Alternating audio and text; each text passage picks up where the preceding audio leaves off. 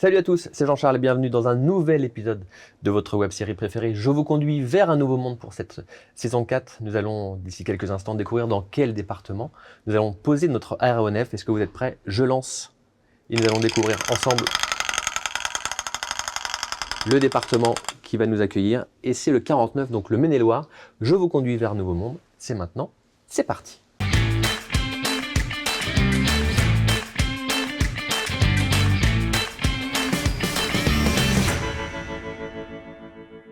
Et notre invité, vous connaissez forcément la marque, c'est Bruno Giffard, des établissements Giffard. Bonjour Bruno. Bonjour Jean-Charles. Installez-vous, on est ravis Merci. de vous accueillir. On va décoller vers la planète Giffard. Alors, c'est une entreprise qui compte, je le disais dans mon lancement, on connaît tous Giffard, notamment pour la menthe pastille, mais ce n'est pas que ça. Racontez-nous rapidement l'histoire de l'entreprise qui a été créée en 1885. Exactement, en 1885 par mon arrière-grand-père. Émile Giffard, il était pharmacien. Pharmacien diplômé sous l'époque de Napoléon III. Ouais. Et il a démarré sa carrière de pharmacien ici, les Moulineaux, donc en banlieue parisienne. Et puis la guerre de 70, les bombardements ont fait que sa pharmacie était un peu abîmée là-bas. Il était originaire de la région, sa femme aussi. Donc il est revenu sur Angers, emprunté un peu d'argent à ses parents et ouvert une pharmacie place du Ralliement. Donc place du Ralliement, c'est vraiment la place centrale d'Angers. Voilà. Et donc il s'est installé là, il habitait au-dessus. Et puis, le pharmacien de 1885, ce ne sont pas des pharmaciens comme aujourd'hui qui vendent des boîtes et des pastilles, mais c'est des pharmaciens qui fabriquaient leurs propres médicaments. Donc, ils connaissaient les plantes, ils connaissaient les vertus des plantes. Il avait son laboratoire déjà, quoi. Il avait son laboratoire. Il travaillait déjà un petit peu d'ailleurs pour des fabricants à côté de liqueurs. Et puis, il a eu l'idée de retrouver le goût de pastilles de menthe anglaise, qui était à la mode à cette époque-là. Ouais. Donc, il a travaillé sur un plan particulier, le plan de la menthe Mitcham, qui est une menthe anglaise qu'il a fait venir de là-bas. Il a créé une liqueur digestive avec des propriétés évidemment aussi pharmaceutiques et médicales. Et il s'avère que la pharmacie était juste à côté d'un hôtel qui s'appelle le Grand Hôtel, qui était juste à côté. Donc il a pris sa boisson, il l'a fait goûter au bar de l'hôtel et l'été 1885 était très chaud. Les gens ont tout de suite apprécié le côté rafraîchissant de cette menthe qu'il appelait menthe pastille. Et c'est comme ça qu'il a tout de suite décidé de se dire, voilà, écoute, je vais quitter mon métier de pharmacien et me lancer dans l'aventure entrepreneuriale en démarrant avec sa menthe pastille. Donc ça, c'est l'origine, 1885. Alors c'est la marque, j'imagine, la plus forte de l'entreprise, de la menthe pastille aujourd'hui, mais vous ne faites pas que ça, puisqu'il y a des liqueurs, également des sirops. Voilà. C'est quoi la répartition de l'activité entre ces différents produits? Alors aujourd'hui, c'est en gros moitié-moitié entre liqueur et sirop. On fait à peu près, on a fait l'an passé 11 millions de bouteilles, à peu près la moitié en sirop, la moitié en liqueur. Okay. Et dans les liqueurs, la menthe pastille se taille la part du lion. On a vendu plus d'1 million de bouteilles l'an passé, mais sur des marchés différents. C'est-à-dire que la menthe pastille, c'est vraiment un produit pour le consommateur, marché français et même Grand Ouest, on est très puissant dans la partie de la région Pays de la Loire et Grand Ouest agrandi, on va dire, et moins ailleurs. Il y a un côté très fier du coup que ça soit local, j'imagine. Voilà, c'est un produit qui a vraiment une forte notoriété, qui en plus est forcément redémarré depuis une douzaine d'années. Puisque la menthe pastille, donc elle existe depuis 138 ans, comme l'entreprise. Elle a très vite démarré bien, en fait. Elle a tout de suite vendu 100 000 bouteilles. Voilà. Mais après, elle a plafonné certaines années. Nous, quand on a repris l'entreprise avec ma sœur Edith, on était à 150 000 bouteilles, 200 000 bouteilles. Et puis, depuis 10 ans, elle a connu Qu'est-ce qui fait que justement que ça a décollé? Comment vous l'expliquez? Il y a vraiment le fait que c'est notre produit de cœur. Donc on a déjà toujours gardé le nom. Parce que menthe pastille, c'était un peu désuet. Nos équipes commerciales nous disaient il y a 10 ans, mais vous auriez changé le nom. C'est un peu voilà. La recette est unique depuis le début également. On l'a pas changé. Non, ce qu'on a fait il y a une douzaine d'années, c'est qu'on a retravaillé le packaging, l'étiquette pour remettre en avant l'authenticité. On a également lancé une communication sur la fraîcheur, vraiment le côté vraiment transparence, fraîcheur, authenticité. Et puis, je pense qu'on a bénéficié de la fin de la mode des produits un peu fluo. Il y a eu bon, t'es peut-être trop jeune, mais il y a eu la mode dans les années 90 des seaux. Ah oui, du Passoa. Passoa. Je suis pas si jeune que ça. Manzana Verde. Voilà. Et puis après, il y a eu un retour aux liqueurs plus authentiques. et on a vraiment bénéficié. Et là, depuis, effectivement, le produit est passé en 10 ans de 300 000 à plus d'1 million de bouteilles. Donc, on a une clientèle qui s'est rajeunie également. C'est assez extraordinaire. C'est distribué dans 80 pays, les produits Giffard. Les réseaux de distribution, il y en a plusieurs. Il y a la GMS, il y a le CHR, c'est ça? C'est ça. La GMS, c'est le marché français, le marché local, on va dire, voilà, où on est présent auprès du public. Alors, avec la menthe passie, mais également avec des crèmes de fruits pour faire les kirs, avec le guignolet, qui est une spécialité aussi de la région. Bien sûr. Voilà. C'est vraiment un marché où on va toucher le consommateur à la maison. Quand on est parti à l'international, il y a une vingtaine d'années, là, c'était un choix stratégique d'aller sur le monde du bar, à la fois parce que c'est ce qu'on appréciait, on sentait aussi qu'il y avait une demande, et puis également pour une PME de notre taille, la grande consommation demande des efforts beaucoup plus importants, puisqu'il faut, autant on va dire, pour quelqu'un d'Angers, boire du guignolet ou de la menthe passie, c'est un côté assez naturel. Un Japonais ou quelqu'un qui est aux États-Unis, c'est pas le même pareil. Donc, le barman, par contre, ça veut dire que c'est quelqu'un qui va faire le même cocktail. En tout cas, si on demande à Manhattan, on aura le même quand on habite au Japon, à Tokyo, à Berlin ou au Cap. Donc, voilà. Donc, on s'est développé là-dessus. Et aujourd'hui, effectivement, je pense, on a réussi à être une des marques les plus appréciées des barman dans le monde entier. On est tous les ans depuis 5 ans dans le top 10 des best trending et des best selling liquors avec notre gamme de liqueurs et de sirop. Est-ce qu'on peut dire le chiffre d'affaires du groupe? Alors, groupe, je fais une petite parenthèse. Donc, Giffard, on est une société, voilà. On va faire cette année un chiffre d'affaires un petit peu autour de 50 millions, 49-50 millions. On peut parler groupe au niveau familial. Donc, moi, je travaille chez Giffard depuis 30 ans avec ma sœur, Edith. On a repris derrière notre père. On a racheté en 2010 une entreprise qui s'appelle Bigalet, qui se trouve en Isère, qui fait un petit peu comme Giffard, des liqueurs et des sirops, mais avec une vocation vraiment plus public français, donc moins orienté sur le bar en tout cas. Et c'est mon frère, quand on l'a racheté, qui est venu s'en occuper. Et donc là, on a un groupe à deux, finalement, Bigalet et Giffard, groupe familial, et donc la holding s'appelle Émile Giffard, du nom des fondateurs. Ça a toujours été établi que vous travailleriez aussi dans l'entreprise? Non. Alors, si on revient à la génération d'avant, donc il y a eu Émile, qui a transmis à son fils Maurice, qui lui a pas eu trop le choix, je pense. Voilà, il a fait une école de commerce à Nantes et puis il a repris derrière avec un petit intermède. C'est amusant à son décès, en fait, il était encore en études. Donc c'est sa mère qui pendant 4 ans. Victoire a pris le relais, ce qui était quand même pour l'époque quelque chose d'assez extraordinaire. Et mon père je pense à une forte pression. Il y a un frère qui était dans la banque et je pense que lui, on lui a dit, voilà, il faut que tu prennes la suite. Donc, il a fait HEC et il a pris la suite. Résultat, il nous a vraiment laissé libre. C'est-à-dire qu'il nous a dit, voilà, moi j'ai... Si vous voulez, c'est OK. Si vous voulez pas, c'est pas grave. J'aurais pas forcément choisi ça naturellement, donc soyez libre. Edith a démarré par du droit, ensuite a travaillé dans la communication. Moi, je suis ingénieur en bâtiment travaux publics. J'ai fait 7 ans aussi dans le bâtiment en région parisienne. Et on est revenus tous les deux autour de la trentaine. Edith a un an avant moi, voilà. Mais avec une vraie volonté et un vrai choix de se dire, voilà, on a la chance dans l'entreprise familiale, on la rejoint. Voilà. Donc ça a été un vrai choix. Ça fait des belles histoires en plus. Et on a dit la même chose aux enfants. Voilà, et ça se passe plutôt bien.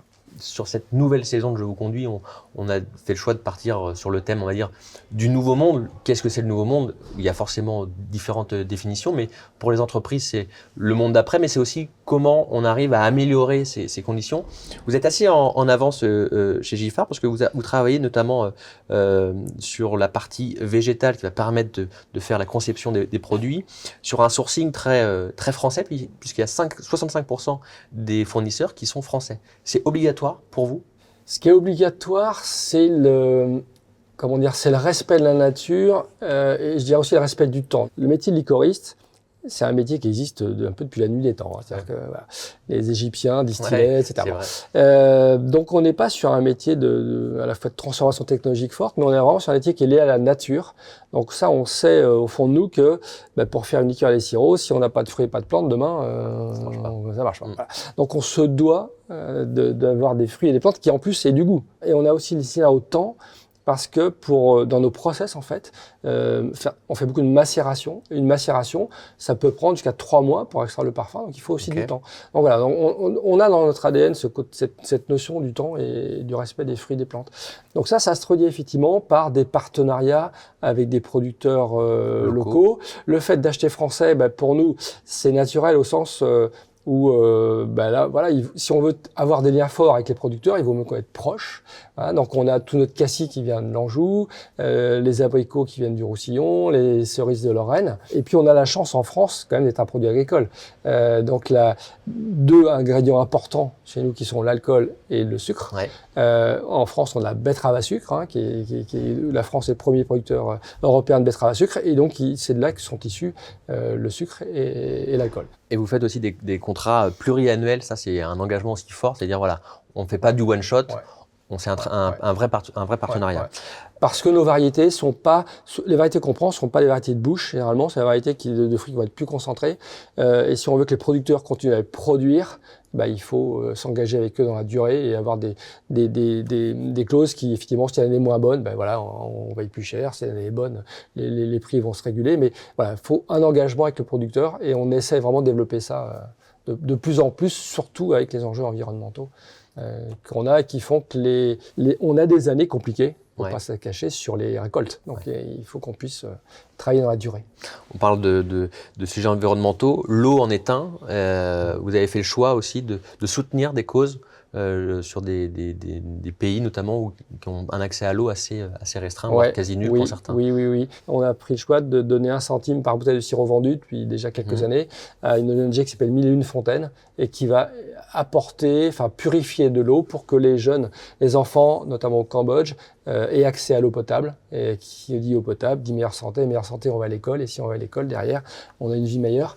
Donc ça, c'est un vrai choix, sachant que l'eau devient un problème qu'on vit ici, qu'on vivait pas avant. Moi, je suis d'Angers. Angers, c'est la Loire, la Maine, la Sarthe, la Mayenne. On est entouré de rivières, c'est un peu humide. Et on s'est dit, si un endroit où on manquera pas d'eau, c'est bien ici. Eh bien, c'est la première fois cette année là que la préfecture nous a demandé de réduire la consommation d'eau industrielle de 5% parce que le niveau de la Loire était trop bas et des nappes cet été. Et on voit qu'on rentre dans des périodes effectivement où la préservation de l'eau va devenir prégnante même chez nous. D'où des réflexions fortes industrielles sur effectivement comment nettoyer avec moins d'eau, comment réutiliser l'eau, etc. En termes de stratégie, c'est quoi l'avenir pour le groupe? Est-ce que vous avez envie de développer des nouveaux produits? Est-ce que vous voulez ouvrir de nouveaux pays? Est-ce qu'il faut stabiliser avant d'autres pays avant d'en ouvrir d'autres? C'est quoi la roadmap? Il y a 7 ans, on passait le cap de 50% international. On commençait à se dire on va partir à la transmission et on avait un gros projet d'industriel de construire un site pour les sirops. Voilà. Donc on s'est dit on va pas faire un plan à 3 ans, faire un plan à 7 ans, 2023 qui se termine cette année, où on a d'ailleurs atteint quasiment tous les objectifs, donc formidable. Et avec les enfants et les comités de direction, on a travaillé sur un plan à 2030. Voilà. Ce dont on est convaincu, c'est que le cocktail, c'est quoi? C'est des personnes qui se retrouvent entre elles pour un moment de convivialité où on prend son temps. Donc ça, nous on est persuadés que ça a de l'avenir et que dans cet avenir-là, Giffard a sa place parce que on a le sens du produit, on est familial, donc on sait prendre son temps pour aller loin. Et on a des équipes qui sont très motivées derrière. Donc l'avenir, on le voit, sur ce côté international, bien sûr, avec une place encore plus forte. Notre ambition, c'est d'être la marque préférée des barman du monde entier. On va parler transmission. On va accueillir Émilie qui va nous rejoindre. Bonjour Émilie. Bonjour. Installez-vous. C'est la première fois qu'on fait un épisode à 3 dans cette navette. Vous êtes la nouvelle génération chez Giffard. Est-ce que vous êtes j'ai posé la même question à votre papa. Est-ce que c'était prévu de travailler dans l'entreprise familiale? Je vous pose la même question. Est-ce que vous avez toujours eu envie de dire moi aussi je veux faire partie de l'aventure et un jour reprendre l'entreprise? Effectivement, avec mon cousin du coup, Pierre Joanneau Giffard, on a ce projet de reprendre l'entreprise familiale. Personnellement, c'était un projet que j'avais en tête depuis longtemps. Au début, pas forcément d'être à direction de l'entreprise, mais plutôt d'être investi. C'est plutôt quand j'étais au lycée. Et puis au fur et à mesure, des années au lycée, voilà, j'ai ce projet qui a mûri de rentrer dans l'entreprise familiale. Et donc, j'ai choisi mes études aussi avec ce projet en tête, voilà, de pouvoir reprendre l'entreprise familiale. On vous a pas mis la pression non plus. On vous a dit, tu Non. feras ce que tu voudras. Si tu as envie, tu viens. Si tu n'as pas envie, tu fais autre chose. C'est pas ça. grave, quoi. Et c'était important aussi pour moi d'avoir, donc avant de rentrer chez Giffard, j'ai travaillé 7 ans dans une autre entreprise à Paris et à l'étranger. Et mon objectif, c'était de faire une expérience aussi avant de rentrer dans l'entreprise familiale, afin d'avoir quelque chose aussi à apporter et d'acquérir aussi voilà, ma propre expérience d'un point de vue personnel. Comment c'est de travailler avec son père au quotidien? C'est plutôt sympa. Ouais. Merci. C'est partagé. Ouais. Non, honnêtement, et c'était quelque chose que je savais pas trop comment ça allait se passer en rentrant, et en fait c'est presque ce que j'apprécie le plus en fait. Et du coup je profite de ces moments qui à un moment donné voilà, il y aura un départ en retraite. Oui, bah forcément mais c'est agréable parce qu'on se connaît, on fonctionne un peu de la même manière, on a un même système de valeurs ou de philosophie d'entreprise, donc on va dans la même direction, et donc il y a un côté plus entrepreneurial par rapport à une entreprise, on a plus de strates, etc.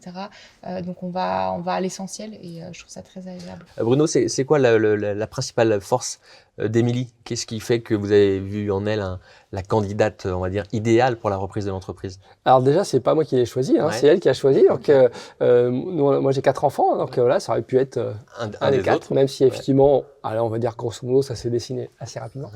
Émilie était à la fois très innovante, imaginative, gros sens relationnel aussi. Enfin, on le voit dans ce que tu reprends comme mission. Et puis stratégique aussi, voilà. Donc tu es quelqu'un qui. Moi, j'ai vu parce que donc Émilie et Pierre ont travaillé donc sur le plan stratégique 2030. Vous l'avez présenté aux équipes il y a 8 jours. C'était clair, la pensée était fluide, et en même temps avec des choses vraiment, savoir prendre ce qui va être innovant dans le futur tout en gardant les bonnes choses d'avant. Et je me suis dit, ouais, c'est bien les gens, bravo. C'est top ça, c'est sympa. C'est quoi les 3 grandes qualités de votre papa? C'est un bon exemple en tout cas qui m'inspire aussi dans ma future position de dirigeante. C'est la vision stratégique, le fait de se focaliser sur l'essentiel et de ne pas se disperser et de rester dans la simplicité, à la fois dans la prise de décision et que voilà, le but du travail, c'est aussi de se faire plaisir et d'avancer. C'est le souci de l'humain, le fait de toujours avoir dans l'agenda du temps pour les collaborateurs. Et après, voilà, c'est vraiment toute la philosophie et les valeurs portées dans le développement de l'entreprise et l'accessibilité. On parle de ce plan 2030. Ça veut dire qu'en 2030, Émilie devient dirigeante de Giffard? En 2024, au 1er janvier. Au 1er janvier 2024. Et moi, j'ai la casquette aujourd'hui de président-directeur général. Ma sœur est directrice générale déléguée. Et au 1er janvier, en fait, même juste un peu avant, voilà, Émile et Pierre deviennent co-dirigeants. Donc c'est là. On quitte la direction générale opérationnelle. J'avais pas compris. Voilà, on reste, je reste président du conseil d'administration. Mais voilà, c'est vraiment eux qui prennent la direction opérationnelle. Edith et moi, on va plus s'occuper de notre holding familial, donc Giffard Bigalet. Parce qu'effectivement, vous avez des cousins-cousines, en fait, ils sont 9 cousins-cousines, et l'enjeu, on va dire, de la holding familiale, c'est aussi de mobiliser et d'intégrer la 5e génération dans sa totalité en tant que futur actionnaire de la holding, pour qu'ils soient des actionnaires qui vous soutiennent en tant que dirigeants et pas qui vous mettent des bâtons dans les roues. On a travaillé avec la fondation Horizon Entreprendre aussi pour des formations là-dessus, et puis un parcours de 2 années avec 2 consultants qui nous ont aidés, les 3 frères et sœurs, les 9 en dessous, là, pour écrire la charte de famille qu'on va signer ce 22 décembre. Et qui va finir un peu les droits et les devoirs de tout le monde par rapport à l'entreprise familiale. Donc c'est un chouette parcours aussi. Moi, j'ai vraiment apprécié parce que je trouve que l'entrepreneuriat, pour nous, c'était un lieu de rapprochement de la famille. Ça peut être des moments où ça casse les familles. Quand on le prend en amont et qu'on le travaille dans le temps, ça a vraiment solidifié les liens entre les neveux et nièces. Et ça sera le mot de la fin. Merci beaucoup, Bruno Giffard et Émilie Giffard, de nous avoir ouvert les portes. On est ici dans le salon Menthe Pastille, donc on est en plein cœur. Pour moi, c'est le paradis. Donc c'était un vrai plaisir de faire cet épisode avec vous. On va se retrouver nous très prochainement pour un nouvel épisode de votre web-série préférée, Je vous conduis. Vous pouvez consommer la Menthe Pastille, mais toujours avec modération. À très bientôt. Bye bye. Je vous conduis vous a été présenté par le CIC Ouest.